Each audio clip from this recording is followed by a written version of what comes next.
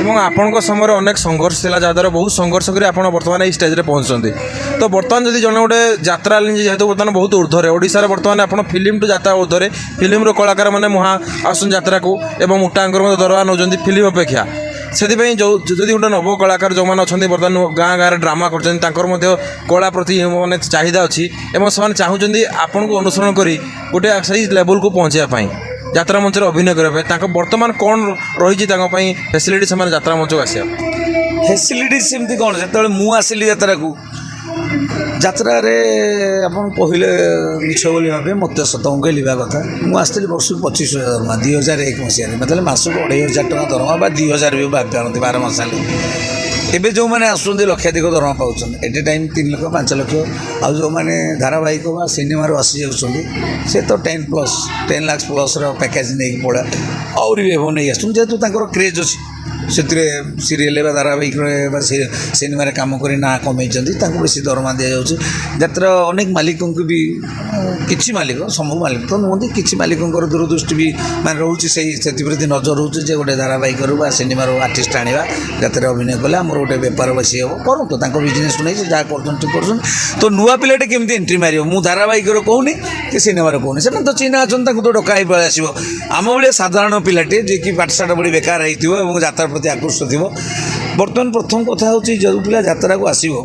ତାର ଯେଉଁ ଚରିତ୍ରରେ ସେ ଅଭିନୟ କରିବ ସେ ଚରିତ୍ର ପାଇଁ ତାର ସ୍ୱାସ୍ଥ୍ୟଟି ରହିବା ଦରକାର ଆଜିକା ଡେଟ୍ରେ ଯେଉଁଟା ମୁଁ ଆଜି ବି ଫେସ୍ କରୁଛି ମୁଁ ଟିକେ ହାଇଟ୍ରେ କମ୍ ଅଛି କମ୍ ମାନେ ବହୁତ କମ୍ ନୁହଁ କିଛି ମାଲିକ କିଛି ପ୍ରଯୋଜକ କହନ୍ତି କୋଣାର୍କ ଭଳିଆ ଅନୁଷ୍ଠାନରେ 9-10 ବର୍ଷ କାମ କଲି ଶିବାନରେ 2 ବର୍ଷ କାମ କଲି ସେମାନେ କେବେ କହିନାହାନ୍ତି ମୁଁ ସର୍ଟ ହାଇଟ୍ ବୋଲି ବହୁତ ଭଲ ଭଲ ଚରିତ୍ର ମିଳିଛି। କିଛି ପ୍ରଯୋଜକ କହୁଛନ୍ତି ବା କିଛି ମ୍ୟାନେଜର କହନ୍ତି ଗଳି ପଡ଼ୁଛି ଯେଉଁଟା ସିନେମାରେ ବା ଧାରାବାହିକରେ ନାହିଁ। ସେମିତି ଥିଲେ ବାବୁସାନ ଆଜି ହିରୋ ହେଇନଥାନ୍ତେ ଅମିର ଖାନ ହିରୋ ହେଇନଥାନ୍ତେ ଗୋବିନ୍ଦା ହିରୋ ହେଇନଥାନ୍ତେ। ତ ଆଜିକା ଡେଟ୍ରେ ପ୍ରଥମ ଯଦି ଜଣେ ଭିଲିଏନ୍ କରିବ ବା ହିରୋ କରିବ ଆଗେ ତାର ଗେଟଅପ୍ଟା ସେୟାର ହେବା ଦରକାର ଦେନ୍ ଟ୍ୟାଲେଣ୍ଟ ଯଦି ତାଙ୍କ ପାଖରେ ଅଛି ତାହେଲେ ସେମାନେ ଆସନ୍ତୁ ମାଲିକ ମ୍ୟାନେଜର ସହିତ ଡାଇରେକ୍ଟ ଯୋଗାଯୋଗ କରନ୍ତୁ ଏବଂ ଗୋଟେ ଇଣ୍ଟରଭ୍ୟୁ ବି ଦିଅନ୍ତୁ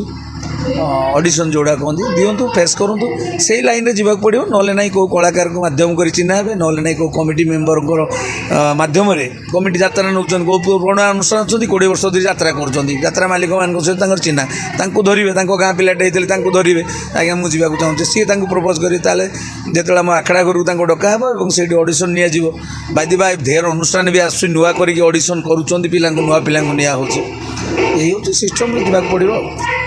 ଏବଂ ଆପଣ ଯେଉଁ ସମୟରେ ଯାତ୍ରାର ପରିସ୍ଥିତି ବହୁତ ଖରାପ ଥିଲା ସେହି ସମୟରୁ ସଂଘର୍ଷ କରି ବର୍ତ୍ତମାନ ଯାତ୍ରା ଯେହେତୁ ବହୁତ ଆଗକୁ ନେଇଛନ୍ତି ଏବଂ 30-40 ବର୍ଷ ଏମିତି ବି ଆର୍ଟିଷ୍ଟ ଅଛନ୍ତି 40 ବର୍ଷର ଏକ୍ସପିରିଏନ୍ସ ଅଛି ଯାତ୍ରାରେ କିନ୍ତୁ ଯେତେବେଳେ ଗୋଟେ ସିରିଏଲ୍ ଆର୍ଟିଷ୍ଟকে ଡକାଯାଉଛି ଏବଂ ତାଙ୍କ ଆପଣଙ୍କ ଠାରୁ ଅଧିକ ପାରିଶ୍ରମିକ ମିଳୁଛି ସେତେବେଳେ ଦୁଃଖ ଲାଗେନି? ନାଇଁ ଲାଗେନି କାହିଁକି ଲାଗେନି ମୁଁ ଯେଉଁଟା କୁହନ୍ତି ପରୋଶରୀ କର୍ତ୍ତବ୍ୟ ତ ମୋ ପାଖରେ ଟିକେ ବି ନାହିଁ ମୁଁ ଭାରି ଖୁସି ଭଗବାନ ମୋତେ ଯାହା ଦେଇଛନ୍ତି ବହୁତ ଦେଇଛନ୍ତି। ଯେଉଁ କିଛି ମ୍ୟାନେଜର କଥା କହୁଛି ମୁଖ୍ୟ ପରିଚାଳକ ଏବେ ରିସେଣ୍ଟଲି ଗୋଟେ ଘଟଣା ଘଟିଛି ମୋତେ ବୁକ୍ କଲେ ପଇସା ଦେଲେ ମାନେ ଆଡ଼ଭାନ୍ସ ବି ଦେଲେ 15-20 ଦିନ ପରେ କହୁଛନ୍ତି ତୁମ ହାଇଟ୍ ସେଟ୍ ତୁମେ ଗଳି ପଡ଼ିବ ଏବଂ ସେଇଟା ପ୍ରଯୋଜକ କହିଲେ ବୋଲି କହିଲେ ମୁଁ ଶୁଣିକି ହସିଲି କହିଲେ ଆପଣଙ୍କ କଥା ଶୁଣିକି ଯାତ୍ରାବାଡ଼ି ଛାଡ଼ିଦେବି କି 23 ବର୍ଷ ହେଲା କୋଣାର୍କ ଶିବାଜୀ ଭଳିଆ ଅନୁଷ୍ଠାନରେ ମୁଁ କାମ କରୁଛି ତାଙ୍କ ପାଖରେ ଗଳି ପଡ଼ୁନଥିଲି ସେଠି ହାଇଟ୍ ବାଲା ଟଙ୍କା ନଥିଲେ ସବୁ ଯାହା ଆପଣଙ୍କ ଇଚ୍ଛା ଭଗବାନଙ୍କ ଇଚ୍ଛା ଏଇଟା ଆପଣଙ୍କ ଇଚ୍ଛା ନୁହେଁ ଏଇଆ କହି ତାଙ୍କୁ କାଟିଦେଲି। ଆପଣଙ୍କର କ୍ୱେଶ୍ଚନ୍ କ'ଣ ଥିଲା ସଂଘର୍ଷ ହଁ ଆଉ ଯେଉଁ ସିରିଏଲ୍ ଆର୍ଟିଷ୍ଟ ଆସୁଛନ୍ତି ଦେଖନ୍ତୁ ଯାତ୍ରା ଏତେ ଅନୁଷ୍ଠାନ ଗଢ଼ି ଉଠିଲାଣି କଳାକାର ଅଭାବ ହେଇଯାଉଛନ୍ତି ତେଣୁ ସିରିଏଲ୍ରେ ଯେଉଁମାନେ ଅଭିନୟ କରୁଛନ୍ତି ମାଲିକମାନେ ଦେଖୁଛନ୍ତି ଯେ ଅଭିନୟ ଭଲ କରୁଛି କି କ'ଣ କରୁଛି ଏଠି ବି କରିପାରିବ ତାଙ୍କୁ ଆଣୁଛନ୍ତି ସେ ଯେହେତୁ ସିରିଏଲ୍ ଆସୁଛନ୍ତି ଗୋଟେ କାମରେ ଯେହେତୁ ସେମାନେ ବି ସେଠି ପରିଶ୍ରମ କରିଛନ୍ତି ସେମାନେ ଏଠି ସିନା ନୂଆ ଆସିଲେ ସିରିଏଲ୍ କରୁଥିଲା ବେଳେ ବହୁତ କମ୍ ପଇସାରେ କାମ କରୁଥିବେ ସେଠି ବହୁତ କମ୍ ପ୍ରାଇସ୍ ପାରିଶ୍ରମିକ ନେଇକି ସେମାନେ ବି ସିରିଏଲ୍ ଲାଇନ୍ରେ ବସିଥିବେ 2-4 ବର୍ଷ ପରେ ଗୋଟେ ଭଲ ଚରିତ୍ର ପାଇଥିବେ ତାପରେ ସେ ଏଠିକି ଆସିଲେ ତାଙ୍କ ହିସାବରେ ତାଙ୍କୁ ଦରମା ଦିଆଗଲା ତେଣୁ ସେଥିରେ ପରଶିକାରତା ମୋ ପାଖରେ ଟିକେ ନେଇ ଯାହାର ମୁଁ କହିଛି ଈଶ୍ୱରଙ୍କ ଇଚ୍ଛାରେ କି କେତେ ପାଇବ କେତେ କମାଇବ କେତେ ହରାଇବ ସବୁ ଭଗବାନ କହିଛି।